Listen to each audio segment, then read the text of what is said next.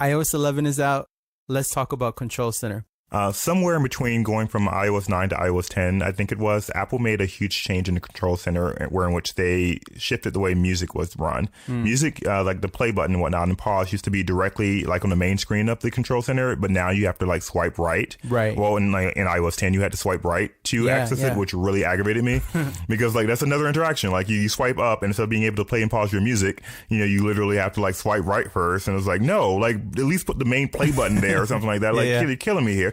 And it was like, there's all this extra space. Yeah. You could have used like any of this space to like, to add a play button there. Right. And so it just made things a lot more difficult. And the other issue too is that when you're trying to like pan, back and forth on a song, which I do a whole lot, especially listening to hip hop, where you, want to hear a lyric over again or whatnot.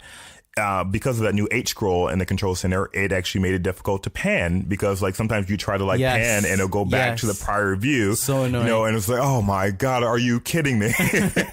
So it shouldn't be like this. It was one of those situations where the update was actually made it worse, a worse interaction. Right. And where in which things like, Night Shift, for example, it got like a huge like full screen treatment, like, or edge to edge treatment. It's like, okay, so that was a gripe that I had. And, of course, people always have issues with customization and whatnot. And he's like, okay, maybe if I could just customize it like I want, then you can get it exactly as you want, which brings could be us scary and could be tricky at the same time. Yep. When you give users too much control of customizing things, they can ruin the experience for you. Yeah, totally. So, which brings us to iOS 11, where in which customization became a thing. You can put whatever you want in your Control Center, and I absolutely love it. Naturally, my first gut reaction was to put literally on every single thing. Everything. Yeah, when it all there. It's like an extra app screen. It reminded me of that old macro app I used to use, Launchpad. Oh yeah. So it was just kind of nutty, but natural. And then I end up like fine tuning because less is more sometimes. Just refine it to the core thing so that you can easily find things, and it just doesn't feel too jarring and overwhelming. I overall like this new Control Center. It takes advantage of like the full screen if you want it to, right. And it brings back the ability to actually use music and on the main view, H scrolling to the other part of the panel and things of that sort. Yeah. I still have one gripe though with music. For music, I cannot pan back and forth on songs unless you do the force tap, which still feels so unnatural.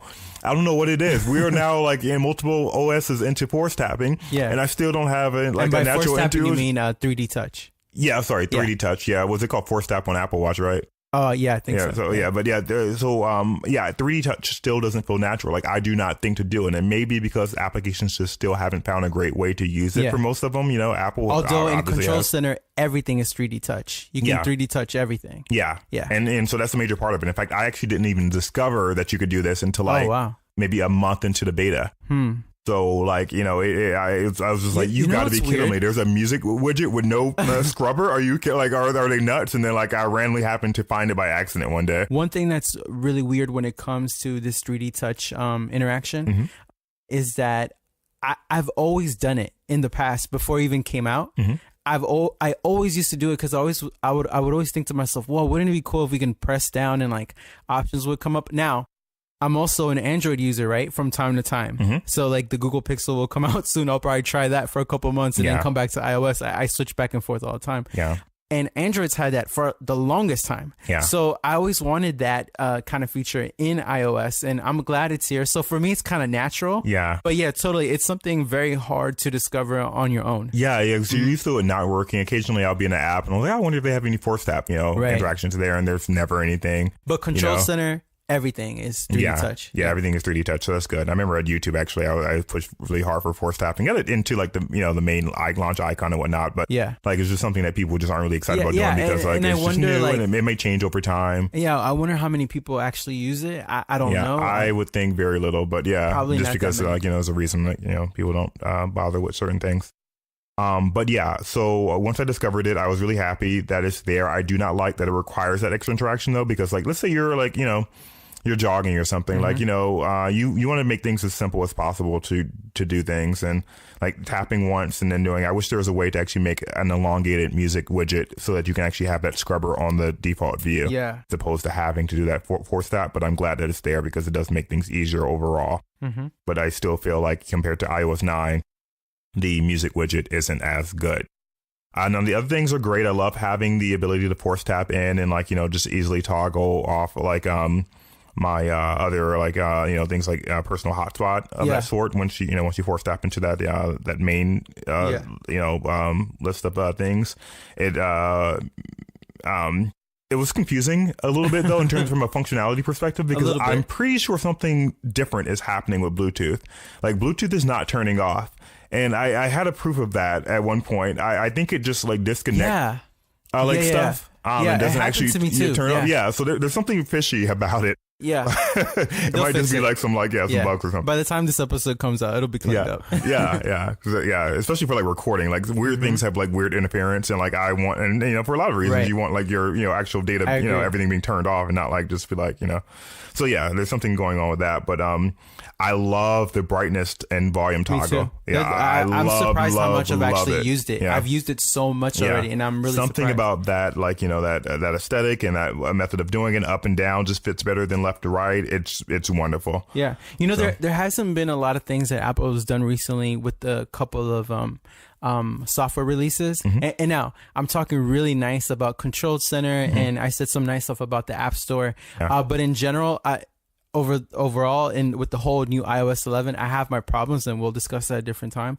But I'm surprised how much I've been interacting with Control Center, and I'm actually thinking about incorporating HomeKit, which I never thought I would actually use, but now I'm kind of like, oh, I might try this out. Yeah, the thing, it hasn't happened for me with HomeKit. I do plan on, like, you know, diving into it as the one Apple application that in HealthKit.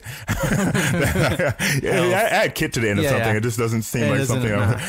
But so the one surprising thing that I've used this for has been the Apple TV remote functionality. Because I didn't prior use the Apple TV remote control, like, as a standalone app.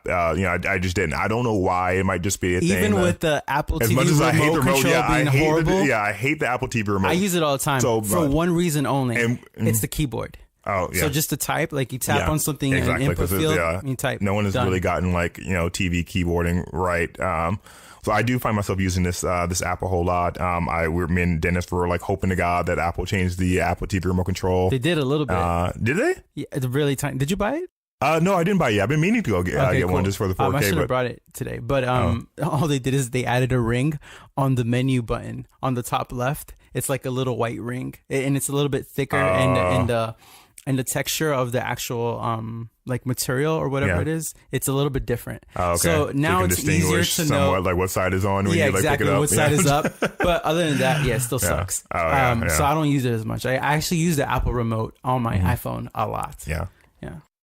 So I find myself using it for that. The other addition I loved was just the ability to record your screen, the record button there. You know, that being baked into iOS 11 is just incredible all around, you know, for, like, you know, demos and all kinds of things. That's huge. I mean, I'm going to use that a lot. Like, even when I'm trying to teach my mom and dad something, you just go to this setting and you do this or do whatever.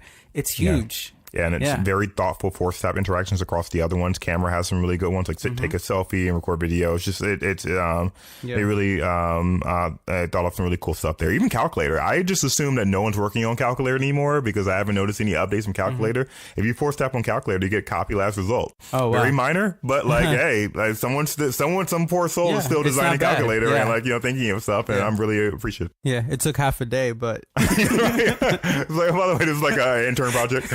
Exactly. Like, I can't find anything to do. What's that? The same person working on the phone app.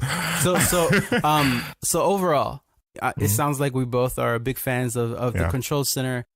What do you think are from a product perspective, what are some of the things that Apple were trying to solve with this new Control Center? I think interaction simplicity, just less steps. You know, I think getting things to getting to things quicker. Yeah, getting to things quicker, allowing the control center to be the control center you need. Customization was a big one.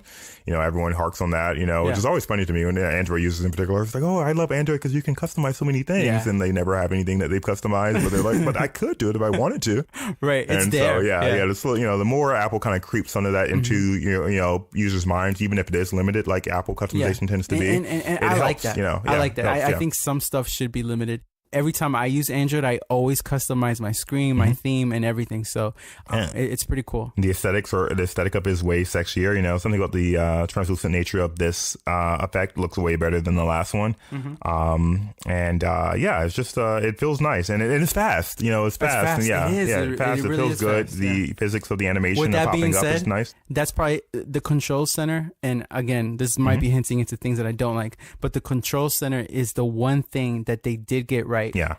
But yeah. Okay, cool. And they fixes the brightness thing. Like on iOS 10, like if you were when you were changing your brightness back and forth, it kind of, you didn't really know what was going to happen until you really backed out because of this weird, like kind of effect they tried to do. I remember why they tried to do it, but it just felt weird. Yeah. Now it actually, truly adjusts the brightness as is on the screen. So that's really nice and useful. Yeah. It's been good. Yeah.